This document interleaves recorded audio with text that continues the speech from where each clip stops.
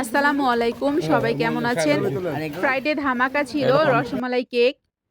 Rasmalai cake নিয়ে একদম কাড়াকাড়ি লেগে গিয়েছিল। আমার এক ক্লায়েন্টস ভাইয়া রসমালাই কেকটা পুরোটা নিয়ে যেতে চেয়েছিল। আর এক আপু ১ পিস ১ স্লাইস কেক নিয়ে যেতে চেয়েছিল। তো আমি সকল ক্লায়েন্টসের মন রক্ষা করার চেষ্টা করেছি। সেজন্য ভাইয়াটাকে দেইনি। কিন্তু ভাইয়াটা খুব মন খারাপ করেছিল।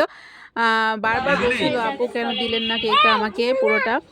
তো আমি বললাম, সকল ক্লায়েন্টসের তো মন রক্ষা করে চলতে হবে। সবাই রসমালাই কেকটা খাক, এর টেস্টটা বুঝুক। তাহলে তো সবাই আবার আমার কাছে আসবে আ কেক নেয়ার জন্য। আপনাকে আমি মন খারাপ করবেন না। আপনাকে আমি নেক্সট ডে অবশ্যই একটা পুরো রসমালাই কেক নিয়ে আসবো আপনার জন্য। আপনি অর্ডার করলে অবশ্যই নিয়ে আসবো।